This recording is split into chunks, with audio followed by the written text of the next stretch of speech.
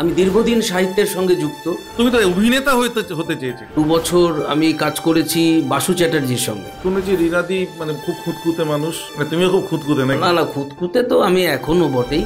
পারমিতার একদিনে তুমি একটা ছোট অভিনয় তো করেছো, ছোট রোল করেছিল। রোল মানে ওটা করতে হয় আর কি, মানে এটা হচ্ছে রাজেশের অ্যাসিস্ট্যান্ট। আমাদের সামাজিক ড্রামাগুলো থেকে যেগুলো হচ্ছে আর কি, সেখান থেকে তুমি আস্তে আস্তে দূরে সরে যাচ্ছ। মানে আমি বলতে চাইছি তুমি একটু এলিট ক্লাসের জন্য হয়ে গেলে কি? না, সেটা কখনো আমার মনে হয়নি। উনি আমাদের সর্বজন শ্রদ্ধেয় বিমান বসুর ভাগ্নে। এই মানুষটা একদিন বেঁচে থাকার জন্য লড়াইয়ে আত্মহত্যার পথ অবলম্বন করতে বাধ্য হয়েছিল।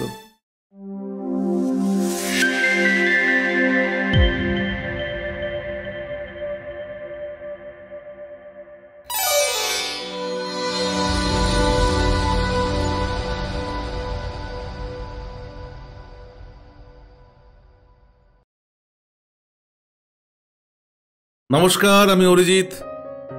অ্যানিম্যাট্রিক্স মাল্টিমিডিয়ার পক্ষ থেকে আপনাদের সবাইকে জানাই আমাদের ভালোবাসা, শুভেচ্ছা। আমরা আমাদের ডিজিটাল প্ল্যাটফর্মের নতুন সংযোজন এই পডকাস্ট চ্যানেলটি আপনাদের জন্য নিয়ে আসছি। আমাদের এই অনুষ্ঠানটির মাধ্যমে আপনাদের নতুন কিছু জিনিস জানাতে পারি, নতুন কোনো ব্যাপারে অবগত করতে পারি, তাহলে আমাদের এই প্রয়াসটি সার্থক হবে বলে আমার মনে হয়। সরাসরি আজকে আমাদের পডকাস্টের প্রথম এপিসোডের প্রথম অতিথি শ্রী মনীষ ঘোষ, তার সঙ্গে আপনাদের পরিচয় করাই। উনি একজন প্রথিতযশা ডিরেক্টর, ফিল্ম এবং টেলিভিশন ইন্ডাস্ট্রিতে দীর্ঘদিন কাজ করছেন। চলুন আর কথা না বাড়িয়ে আমরা সরাসরি চলে যাই মনীষদার কাছে। আমাদের প্রিয় মনীষদা। মনীষদা নমস্কার। নমস্কার। মনীষদার সাথে পরিচয় এই প্রসঙ্গে একটু বলে রাখি, অনেক দিন আগে, মানে প্রথমত আমার এই বিনোদন জগতে প্রথম হাতে খড়ি বলা যায় এই মনীষদার কাছেই, এবং তারপর হয়তো কর্মসূত্রে আমরা দুদিকে চলে গেছি। মনীষদা ছবির জগতে এবং টিভি সিরিয়াল, আর আমি চলে আসলাম গ্রাফিক্স, অ্যানিমেশন, পোস্ট প্রোডাকশন, বিজ্ঞাপনের কাজ, ডকুমেন্টারির কাজ। তো যাই হোক, আবার ঘটনাসূত্রে আসলে আমাদের ইন্ডাস্ট্রিতে তো খুবই ছোট একটা জায়গা, সবার সাথে সবার দেখা হয়ে যায়। তো মনীষদার সঙ্গে আবার দেখা হলো। মনীষদার সঙ্গে আমরা ইনফ্যাক্ট নতুন একটা প্রজেক্ট শুরু করছি, অ্যানিম্যাট্রিক্স প্রাইম স্টোরি বলে আমাদের একটা পডকাস্ট অডিও স্টোরি চ্যানেল আসছে খুব সামনেই। আপনারা শুনবেন মনীষদার ডিরেকশনে, মনীষদার নির্দেশনায় আমরা এই কাজটা করছি। তাই মনীষদার সঙ্গে আমার নতুনভাবে আমার জীবনের দ্বিতীয় পর্ব শুরু হয়েছে, এবং এটা ভেবে খুব ভালো লাগছে যে সেই পর্বের সূচনা এরকম একটা সুন্দর অনুষ্ঠানের মাধ্যমে হচ্ছে। তা মনীষদা, তোমার কেমন লাগছে বলো? অ্যানিম্যাট্রিক্সের 25 বছর পূর্ণ। নতুনভাবে অ্যানিম্যাট্রিক্স একটি নতুন পরিকল্পনা নিয়ে আসছে আপনাদের সামনে, এবং সেটার মধ্যে প্রথম মানে উদ্বোধনটাতেই আমি, স্বাভাবিক কারণে এটা একটা অন্য এক্সাইটমেন্ট, আমার ভালো লাগা। আমি দীর্ঘদিন সাহিত্যের সঙ্গে যুক্ত, সাহিত্যের প্রচুর কাজ করেছি একটি চ্যানেলে। বাংলা সাহিত্য নিয়ে যদি আমাদের ইন্ডাস্ট্রিতে একাধারে এক নাগাড়ে কেউ কাজ করে থাকে তবে এই মনীষদা। তুমি তো অভিনেতা হতে চেয়েছো। হ্যাঁ, আসলে রবীন্দ্রভারতীতে আমি অভিনয় নিয়ে পড়াশুনো করি, এবং তখন আমি যে এরকম পরিচালনা কাজের সঙ্গে যুক্ত হয়ে যাব এরকম কখনো ভাবিনি। 1989 সালের সম্ভবত আগস্ট মাস আমার মনে আছে, আমি একটি ডাবিং দেখতে যাই। সুশীল মুখার্জির অন্তর্বাহীর ছবি, ব্ল্যাক অ্যান্ড হোয়াইট ছবি। তাতে উৎপল দত্ত, চিন্ময় রায় সবাই ছিলেন, এবং যিনি সেকেন্ড লিড করছিলেন তিনি একটি ডাবিংয়ে কিছুতেই পারছিলেন না। তো আমাকে যিনি নিয়ে গেলেন, আমার বন্ধু সুদীপ্ত, সে পরিচালককে গিয়ে বলছে যে মনীষ আছে, ও তো অ্যাক্টিং করে, ও কি একবার ট্রাই করে দেখবেন? তো আমি জানতাম না ও গিয়ে কী কথা বলেছে। তো আমাকে ডেকে নিয়ে গেলো, চল ডাকছে ডিরেক্টর। আমি বললাম কেন? বলে চল না। তো নিয়ে গেল। এবার নিয়ে যাওয়ার পরে ডিরেক্টর বলছে তাহলে তুমি মাইকের সামনে দাঁড়িয়ে একটু করে দাও। তো আমি বললাম কী করবো? বলে যে ডাবিং। আমি তো এতক্ষণ ধরে দেখছি ডাবিং, তো স্বাভাবিক কারণে আমি কেন জানি না পেরে গেলাম, একবারই পেরে গেলাম। তোমার অভিনয় শুরুটা হলো? মানে তোমার মনের মধ্যে ছিল যে আমি অভিনেতা হব? না, সেরকম খুব একটা ছিল না, কিন্তু এরকম একটা হঠাৎ এরকম একটা কাজে যুক্ত হয়ে যাব, এটা একটা এক্সাইটমেন্ট ছিল যে এতক্ষণ ধরে দেখছি আরে করতে পারছি না, ধর বিরক্ত লাগছিল, কিন্তু আমি একবারে পেরে গেলাম। তখন ডিরেক্টর, তোমার কোথাও মনে হচ্ছিল আমি পেরে যাবো, আমি পেরে যাবো, তোমার ভেতর থেকে এরকম একটা? না সেরকম আমি তো মানে নর্মালি আমি ওই জায়গায় গিয়ে দাঁড়াবো কখনো ভাবিনি, ভাবতে পারিও নি, কিন্তু ওরকম একটা যে অফার পাবো সেটাও কখনো কল্পনা করিনি। মানে সেই যে শুরু, তারপর তোমার জীবনের সর্বোত্তম পর্যায়ে আসে যখন তুমি অপর্ণা সেনের সঙ্গে পারমিতার একদিন করছো। হ্যাঁ, না আসলে আমার এই সুশীলদার সঙ্গে আমি 4 বছর ছিলাম, সেখানে মিত্তির বাড়ির ছোট বউ ছবিটি লাস্ট আমার। তখন আমি তৃতীয় সহকারী পরিচালক হিসাবে কাজ করছি। তারপর 2 বছর আমি কাজ করেছি বাসু চ্যাটার্জির সঙ্গে, পরিচালক, চুপি চুপি হঠাৎ বৃষ্টি। মানে এটা তোমার মতো একটা মানুষ আমার চারপাশে ঘুরে বেড়াচ্ছে, একটা বাসু চ্যাটার্জির সঙ্গে কাজ করা একটা লোক, মানে সত্যি আমার মানে ভাবতেও খুব ভালো লাগছে। এবং তারপরে অপর্ণা সেনের সঙ্গে আনডাইং সিটি দূরদর্শনের জন্য বানানো হয় ইংরেজিতে, সেখানে অভিনয়ও করি এবং রিনাদিকে অ্যাসিস্ট। রিনাদির সাথে তোমার পরিচয় কিভাবে? রিনাদির সঙ্গে পরিচয়টা হলো আমার সোহাগ সেনের দৌলতে। সোহাগদির সঙ্গে আমার খুব ভালো রিলেশন নাটকের। মানে আমি তো শুনেছি রিনাদি মানে খুব খুঁতখুঁতে মানুষ। হ্যাঁ, তোমাকেই কেন বাঁচলেন? মানে আমাকে বাঁচলেন মানে ওই দেখেছে আমি তখন, তুমিও খুব খুঁতখুঁতে? না খুঁতখুঁতে তো আমি এখনো বটেই। এবং ওই সোহাগদির সঙ্গে কাজ করছিলাম, তখন সোহাগদি আমার সম্পর্কে এত উচ্ছ্বসিত এবং রিনাদির কাছে গিয়ে বলেছে, এবং সোহাগদি বলছে যে দেখ তুই ওকে নিয়ে কাজ কর ইত্যাদি ইত্যাদি। তখন বলছে তাহলে মনীষকে ডাক। তুমি বাসু চ্যাটার্জির সঙ্গে কাজ করেছো, সুশীল বাবুর সাথে কাজ করেছো, রিনাদির সাথে কাজ করেছো, মানে তোমার কি বলবো, মানে তোমার যে স্কুলিং, তোমার শুরুটা, তুমি তো কোনো মানে প্রথাগত তো কোনো শিক্ষা নেই, তোমার কাজ করতে করতে এদের সঙ্গে শেখা। তো তোমার কখনো মনে হয়নি যে নিজে ছবি বানাই? আমার নিজের মনে হয়েছে ছবি বানাই, এবং প্রথম যখন সুশীলদা স্ক্রিপ্টটা পেতেন, স্ক্রিপ্টটা পাওয়ার পরে ঘাচাক ঘাচাক ঘাচাক করে ফ্লোরের মধ্যেই পরপর শর্ট ডিভিশন করতেন। আমার কাছে এটা মনে হয়েছিল কি করে সম্ভব, কি করে করেন, কি করে পারেন। তো এখন এটাও আমার কাছে জল ভাত। পারমিতার একদিনে তুমি একটা ছোট অভিনয় তো করেছো, ছোট রোল করেছিল। রোল মানে ওইটা করতে হয় আর কি, মানে এটা হচ্ছে রাজেশের অ্যাসিস্ট্যান্ট। এবং তখন রিনা বললো যে, রিনাদি বললো যে কি করবো, তো করতে করতে করতে করতে ওই রকম সেরকম আনডাইং সিটিতেও অঞ্জন দত্তের সঙ্গে এরকম কাজ করেছি। দেখো, তুমি রিনাদির নাম বলছো, অঞ্জনদার নাম বলছো, বাসু চ্যাটার্জি বলছো, মানে যত শুনছি আমি ভাবছি যে এই লোকটা তাহলে আরো বড় প্ল্যাটফর্মে কাজ করলো না কেন? আসলে কাজ আমি অনেকের সঙ্গেই করেছি, মানে শুভেন্দু চ্যাটার্জি আমার ডিরেকশনে তিনি অভিনয় করেছেন। এগুলো বলো। সৌমিত্র চট্টোপাধ্যায় আমার ডিরেকশনে অভিনয় করেছেন। কি করেছিলেন? স্পন্দন সিরিয়াল, যেটা আমার জীবনের শুরু, সেটাও একটা স্পন্দন তো তখন একটা ম্যাসিভ হিট সিরিয়াল। হ্যাঁ, এবং তখন মানে স্পন্দন এমন একটা সিরিয়াল, জি তখন আলফা বাংলা ছিল, সেটা হচ্ছে প্ল্যাটিনাম ক্যাটাগরি সিরিয়াল। আমি যখন সিরিয়াল করি মানে ডিরেকশন দিই, সেটাও মানে মানে আমার প্রত্যেকটা মানে শুরু, মানে আমার কেরিয়ারের প্রত্যেকটা ঘটনাই কীরকম মানে আনএক্সপেক্টেড, নাটকীয় একটা ব্যাপার। হ্যাঁ, আমি আমার এই পরিচালক হয়ে যাওয়ার পেছনে আকাশের বা চ্যানেল 8 তখন তার কর্ণধার অশোক সুরানার নাম আমি সবসময় নিই, কারণ তিনি না থাকলে হয়তো আমি ডিরেক্টর হতাম না। আমি সেটা বলতে চাইছি যে তুমি তো ছবির জগতে তখন এত দিকপালদের সঙ্গে কাজ করছো, তার সঙ্গে সঙ্গে ছোট পর্দায় তুমি আসলে এবং সেখানে স্বাধীনভাবে নিজে ডিরেকশন দেওয়া শুরু করলে। তোমার কখনো মনে হয়নি, আমি এই কথাটাই জানতে চাইছি, যে ছবি করি? আমার বহুবার মনে হয়েছে ছবি করি, কিন্তু সেই সময় ছবি করার জন্য যে উৎসাহ পাওয়ার ব্যাপার ছিল সেটা কখনো পাইনি।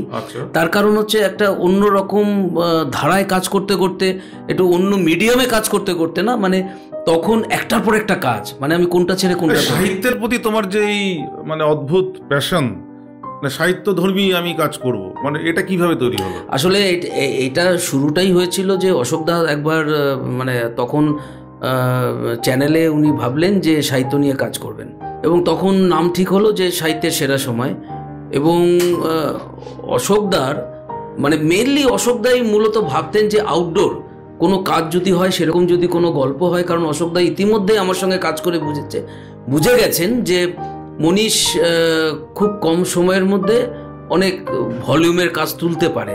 এবং আউটডোরে এর আগেও এটা বারবার প্রমাণিত সত্য যে আউটডোরের কোনো গল্প হলে অশোকদা আমাকেই পাঠাতেন এবং সেই গল্প চুজ করতেন। এবং পরবর্তীকালে প্রায় আমি সাহিত্যের সেরার সময় 37টা গল্প করি। আর ঠিক এই কারণেই আমরা যখন অ্যানিমেট্রিক্স প্রাইম স্টোরিজ আমাদের যে অডিও স্টোরি গুলো করব বলে ঠিক করেছি, তখন আমরা ঠিক করেই নিয়েছি মনীষ দাই এই গল্পগুলো ডিরেকশন দেবেন, এই অডিও স্টোরিগুলোর, আর আমরা কাজ করব বাংলা সাহিত্যের এই ক্লাসিক্স গল্পগুলো নিয়েই। এবং তাই মনীষদাকে যখন বললাম যে আমাদের কি দিয়ে শুরু করা যায়, মনীষদা বলল রক্তকরবী। আমাদের প্রথম গল্প আসছে রক্তকরবী। মনীষদা, রক্তকরবী, বিসর্জন, তারপর তোমার শ্বেত পাথরের থালা, মানে এগুলো করতে গিয়ে তোমার কোথাও মনে হয়নি যে আমাদের সামাজিক ড্রামাগুলো থেকে যেগুলো হচ্ছে আর কি, সেখান থেকে তুমি আস্তে আস্তে দূরে সরে যাচ্ছ? না, কখনোই মনে হয়নি। তার কারণ হচ্ছে রবীন্দ্রনাথ রক্তকরবীতে যে কথা বলতে চেয়েছেন সেটা একটা সাংকেতিক রূপকধর্মী। না, আমি কিন্তু ওটা বলছি না। রবীন্দ্রনাথ বা আমাদের সাহিত্যের যে জায়গাগুলো রয়েছে, যে আমাদের সমাজ, যে পরিবেশ, যে পরিস্থিতি, যাকে নিয়ে যারা এই ধরনের গল্পগুলোতে আমরা যে সময়কার কথা পাই, সেগুলোকে বাদ দিয়ে আমাদের সমাজটা হয় না। তারা এতটা দূরদর্শী ছিলেন।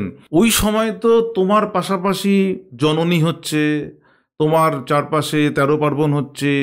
আমার মনে পড়ে ওই সময় কলকাতা বলে একটা হতো, বা বিভিন্ন রকম এক্সপেরিমেন্টাল কাজ হচ্ছে, যশোদা বিভিন্ন রকম কাজ করছে। তোমার মনে হয়নি কখনো যে আমিও এই ধরনের কাজগুলো করি, এই কাজগুলো আমার একঘেয়ে লাগছে? না, সেটা কখনোই মনে হয়নি। তার কারণ প্রত্যেক সাহিত্যিকের আলাদা আলাদা গল্পের আলাদা আলাদা রূপ এবং তার বর্ণনা এত মানে কাজ করতে ভালো লাগতো যে কখনোই একঘেয়ে মনে হতো না। যে একঘেয়ে মনে হতো কখন, যে একই ধরনের গল্প পরপর করে যে যদি যেতাম, আমি যদি করতাম, তাহলে পরে মনে হতো যে একঘেয়ে। কিন্তু একজন গল্পের এক একটা গল্পের আলাদা আলাদা মাহাত্ম্য, তো স্বাভাবিক কারণে কখনো বোর লাগেনি। কারণ কখনো রবীন্দ্রনাথ করছি, কিন্তু তখন কিন্তু টালিগঞ্জ ফিল্ম ইন্ডাস্ট্রিতে ঠিক উল্টো ছবিগুলো হচ্ছিল, মানে ঠিক অন্য ধরনের ছবিগুলো। স্বপন বাবুর ছবিগুলো আসছিল, একদম। অঞ্জন বাবু মনে হয় তখন আর ছবি করছিলেন না, নাকি? তোমার করছেন, হ্যাঁ। এরা কিন্তু একদম অন্য ঘরানার ছবি করছে, একদম। তাই কি তুমি ওদের সঙ্গে আর কাজ করতে পারলে না? স্ট্যাম্পড হয়ে গেলে কোথাও? না, আসলে তারা যে ছবি করতেন, তারা গ্রাম বাংলার কথা, মফস্বলের কথা ভেবেই করতেন। একদম। কিন্তু আমরা মানুষের টেস্ট, তাদের স্বাদ বদলটা কিন্তু আমরা জানতাম যে কোথাও ভালো জিনিস বা ঠিকঠাক মতো জিনিস প্রেজেন্ট করলে মানুষ দেখবে। এবং ওই যে মানে অঞ্জনদার ছবি কিন্তু মানে যে সব ছবি নয়, যে সাধারণ মানুষকে খুব আকর্ষণ করেছে। বা গ্রাম বাংলার দিকের মানুষ তো হাঁ করে গিয়ে দেখতো, হলে যেত, বলে ছবি, বাংলা ছবি এত চলেছে, স্বপনদার ছবি চলেছে, অঞ্জনদার ছবি চলেছে, বেদের মেয়ে জ্যোৎস্না। হ্যাঁ, বলছি তো, মানে তো আমরা কিন্তু কখনো ওই জনারের কাজ আমি অন্তত আমার কখনো মনে হয়। দেখো, গ্রাম বাংলার একটা মানুষ বিসর্জন দেখছে তোমার, বা মণিহারা দেখছে, সেটা তুমি কি এক্সপেক্ট করতে পারো না? তারা বাবা কেন চাকর বেশি আনন্দ পায়? না, তারা যেমন বাবা কেন চাকর বেশি আনন্দ পাবে, তুমি একটু এলিট ক্লাসের জন্য হয়ে গেলে কি? না, সেটা কখনো আমার মনে হয়নি। তার কারণ হচ্ছে, যদি আমার রক্তকরবী গার্গী রায়চৌধুরী নন্দিনী আর দেবেশদা রাজা আর পল্লব কীর্তনিয়া বিশু পাগল, এই যে কম্বিনেশন, এই কম্বিনেশনটা গ্রামেও যেমন দেখেছে, শহরের লোক দেখেছে, তবেই তো 22-23 টিআরপি এসছে, নাহলে আসে কি করে? আজকে সবাই যদি না দেখতো, ধরো টিপিক্যাল এলিট বলে কোনো ব্যাপার নেই, ভালো কাজ যেমন গুপিগান বাঘাবাইন সত্যজিৎ রায়ের, সেটা এলিট ক্লাসও যেমন দেখেছে, সাধারণ মানুষও দেখেছে। একদম। কাজেই ডিপেন্ড করে যে আমি কি করে গল্পটাকে প্রেজেন্ট করব। কঠিন কথাকে যদি কঠিনভাবে বলবো, নাকি কঠিন কথাকে সহজভাবে বলবো। কাজেই সহজভাবে বললে সমস্ত মানুষের কাছে কমিউনিকেট করে। এই মনীষ ঘোষ, তার একটি কিন্তু আবার একটু অন্যরকম পরিচয় আছে। উনি আমাদের সর্বজন শ্রদ্ধেয় বিমান বসুর ভাগ্নে। এই কথাটা কেন অবতারণা করলাম, উনি যদি চাইতেন তাহলে এই সম্পর্কটাকে কাজে লাগিয়ে উনি অনেক কিছু করতে পারতেন। এবং এই বিষয়ে কোনো সন্দেহ নেই যে ওই সময় অন্যরা কেউ করেনি, অবশ্যই করেছে, কিন্তু মনীষদা সেই জায়গাটা কিন্তু কখনোই এক্সপ্লয়েট করে। তুমি তো বিমান বসুর নাম বললে, নাম নিলে অ্যাকচুয়ালি, তো আসলে মানুষটি তো একটি নির্দিষ্ট মানে আদর্শের বেসিসে লড়াই করছেন, এখনও করেছেন, এখনও করছেন। তো সেই মানুষটি আমাদের সঙ্গে যেভাবে যুক্ত, মানে তিনি তো ছোটোবেলা থেকেই, মানে 16-17 বছর বয়স থেকেই মানে বাড়ি ছেড়েছেন, তিনি রাজনীতিতে মনোনিবেশ করেছেন। তিনি এখন আলিমুদ্দিনেই থাকেন, তিনি এখনও নিজে কাপড় কাচেন, তিনি সবটা নিজেই করেন, আগেও করতেন, এখনও করেন। তো স্বাভাবিক রাজনৈতিক সন্ন্যাসী, এবং তো স্বাভাবিক কারণে আমরা কখনোই তাকে ব্যবহার করিনি, ব্যবহার করতে চাইনি, কারণ এই ধরনের মানুষকে ব্যবহার করা যায় না, এবং তিনি এটা পছন্দও করতেন না, যার জন্য তার পরিবারের কারোর সম্পর্কেই তিনি কখনোই কোনোদিন কোনো ফেভার করেননি কাউকেই। মানে আমি বলতে পারি যে আমি তো রবীন্দ্রভারতীতে নাটক নিয়ে পড়বো বলেই কলকাতায় এসেছিলাম, এবং যার জন্য মামা বাড়িতেই পড়াশুনো করেছি। মানে তুমি কলকাতায় এসছিলাম কথাটা তুমি বললে, আমি অ্যাকচুয়ালি আমাদের এই আলোচনায় তোমার জীবনীপঞ্জি সম্বন্ধে কোনো কথা বলিনি, কারণ আজকালকার দিনে তোমার সম্বন্ধে জানা বা কারোর সম্বন্ধে জানা কোনো ব্যাপারই না, সেটাকে নতুনভাবে অবতারণা করার দরকারই নেই। কিন্তু তাও বলছি, তুমি আসলে তোমার জন্ম কোথায়, মানে শিলিগুড়ি বা জলপাইগুড়ি, উত্তরবঙ্গ? না, আমার জন্ম কলকাতায় হলেও আমার ছোটবেলাটা কেটেছে হচ্ছে আলিপুরদুয়ার। তোমার ডাক নাম তো মনা। এবং বাবা রেলের গার্ড ছিলেন, NF রেলে, তো যার জন্য হেডকোয়ার্টার ছিল আলিপুরদুয়ার জাংশন, এবং সেখানেই ছোটবেলা কেটেছে। তারপর মাঝখানে আমরা কিছুদিন রাঙাপাড়া আসামে থাকি, এবং তারপরে আবার আলিপুরদুয়ারে ব্যাক করি, এবং সেখান থেকে কলকাতা, মানে পড়াশোনা করবার জন্য কলকাতা, একদম উচ্চশিক্ষার জন্য কলকাতা। না, তার আগে ওই কমার্স নিয়ে পড়েছিলাম, এবং তারপরে হঠাৎ মনে হলো একটু নাটক নিয়ে জাস্ট একটা ইন্টারভিউ দিতে গেছিলাম, দেখি যদি চান্স পাই। তো চান্স পাবো বলে মনে হয়েছিল না। তোমার ভেতর এই ব্যাপারটা কোথাও একটা ছিল, মানে ওই সিগন্যালটা তুমি পাচ্ছিলে না, মানে বেসিক ব্যাপারটা কি, আমি কি পারি, আমি কি করতে পারি। মানুষ যত তাড়াতাড়ি বুঝবে, মানুষ জীবনে তত তাড়াতাড়ি সফল হবে। আরেকটা জিনিস, আচ্ছা তুমি তোমার IPT এর ব্যাপারটা বলো না। IPT এর মানে এটাও আমার ফিল্ম ইন্ডাস্ট্রিতে যুক্ত হওয়া এবং ভারতীয় গণনাট্য সঙ্গে যুক্ত হওয়া। IPT এর ফুল ফর্মটা হচ্ছে ইন্ডিয়ান পিপলস থিয়েটার অ্যাসোসিয়েশন, এবং এদের কাজটা কি এটা দর্শকরা জানুক একটু। না, এই IPT এর কাজ হচ্ছে এই যে প্রান্তিক মানুষের কথা বলা। তুই বলছিলে যে একদমই তাই। আমি চাই, আমি সেই জন্য আমার শিল্প, আমার সৃজনের মধ্যে কিন্তু এই প্রান্তিক মানুষরা বেঁচে আছেন, এবং আমি যে মানুষের কথা কেউ জানে না, যে মানুষের কথা কেউ বলে না, সেগুলো গণনাট্যের গানে, কবিতায়, নাটকে উঠে আসে। এবং আজকের এই মুহূর্তে সমাজ যেভাবে চলছে, সমাজে যে মানুষরা যেভাবে রয়েছে, যে দুঃখ, যে দুর্দশার মধ্যে কাটাচ্ছে, এর থেকে তার উত্তরণের পথ কি, সমাজটা কবে বদলাবে, কিভাবে বদলাবে, তার একটা দিক নির্দেশ আমরা আমার সাহিত্যের মধ্যে করতে চাই। সেটাই করে চলেছে ভারতীয় গণনাট্য সংঘ। এবং আমি গণনাট্য সংঘের এই মুহূর্তে রাজ্য সেক্রেটারিয়েট মেম্বার, এবং আমি চলচ্চিত্র উপসমিতির কনভেনার। এবং আমি যেটা করছি বর্তমানে সেটা হচ্ছে সারা পশ্চিমবঙ্গব্যাপী অনলাইনে প্রত্যেক রোববার রাত্রি 8টা থেকে 10টা অনলাইনে ক্লাস করাই, যেই ক্লাসের মধ্য থেকে ট্রেনিং দিই কি করে অভিনয় ক্যামেরার সামনে দাঁড়িয়ে করতে হয়, এবং ভালো পরিচালক হতে গেলে পরে কি কি নির্দেশ অবলম্বন করতে। মানে এর জন্য তুমি পয়সা নাও? না না না, বিনা পয়সায়। একদম। দর্শক বন্ধুরা, মানে এই সুযোগ হাতছাড়া অবশ্যই করা উচিত না। আমরা মানে আমাদের পক্ষ থেকে, মনীষদার পক্ষ থেকে আপনাদেরকে জানানো রইল, আপনারা যদি কেউ চান অভিনয় শিখবেন, পরিচালনা শিখবেন, সঙ্গে সঙ্গে মনীষদার সঙ্গে যোগাযোগ করুন। না, আসলে এটা আমার মনে হয় যে পরবর্তী প্রজন্ম যারা আমাদের পরবর্তী কাজ করবে, এ তো অনেকগুলো, মানে আজকালকার দিনে এই চিন্তা ভাবনাটা কোথায়, আমি অভিনয় শেখাবো, পরিচালনা শেখাবো এবং কোনো পয়সা নেবো না, মানে এটা ভাবতে অবাক লাগে না আপনাদের? আসলে আমার মনে হয় যে কিছু জিনিস তো আমার মনে হয় যে আমার অবর্তমানেও তো পরবর্তী প্রজন্মের কাছে কিছু দিয়ে যাওয়া দরকার। অনেকে হয়তো এটা ভাবেন না, যার জন্য আমি কিন্তু এই অবস্থায় রাত্রি 1টা-2টো অবধি পড়াশুনো করি। আমি নিউ ইয়র্ক ফিল্ম একাডেমির সঙ্গে অনলাইনে পুরো একটা অ্যাপ্রিসিয়েশন কোর্স করি। আমি নন্দনেও অ্যাপ্রিসিয়েশন কোর্স করেছিলাম অনেক দিন আগে, তখন বুদ্ধদেব ভট্টাচার্য চিফ মিনিস্টার। তো এই কাজের সঙ্গে কিন্তু আমি নিজেকে যুক্ত হয়েছিলাম, তার জন্য আমি মূলতই হচ্ছে আজকে অনেকের আমার নাম হয়তো কম বেশি জানে, কিন্তু সেইভাবে প্রচারের আমি কোনোদিনই মানে তুমি চাও, মানে তোমার নিজের কোথাও মানে ইচ্ছে করেনি? না, আমি 7-8টা অ্যাওয়ার্ডও পেয়েছিলাম, কোনোটাই আমি এটাই বলতে যাচ্ছিলাম। মানে দর্শক বন্ধুরা আপনারা শুনুন, এই মানুষটি জীবনে যতগুলো পুরস্কার পেয়েছে একটি পুরস্কারও আনতে জানে না। এটা আমার কেন জানি না মনে হয় যে মানে কোথাও তুমি মনে হয় না যে এর জন্য তুমি পিছিয়ে পড়েছো? হয়তো মানে প্রতিযোগিতায় পিছিয়ে পড়েছো? প্রতিযোগিতায় পিছিয়ে পড়েছি হয়তো, কিন্তু আমার তাতে কোনো আফসোস নেই না। তার কারণ আমার মনে হয় যে আমার কাজ এবং আমার ভালো লাগা যে বিষয়গুলো যেগুলো মানুষকে নাড়া দেবে, সেটাই আমার সবচেয়ে বড় পুরস্কার। এছাড়া অন্য কোনো পুরস্কার আমাকে কখনোই আকর্ষণ করেনি। মানুষের ভালো লাগাই আমার কাছে সবচেয়ে বড় পুরস্কার বলে মনে হয়েছে। বন্ধুরা, অনেক কথা, অনেক গল্প, অনেক আড্ডা হলো।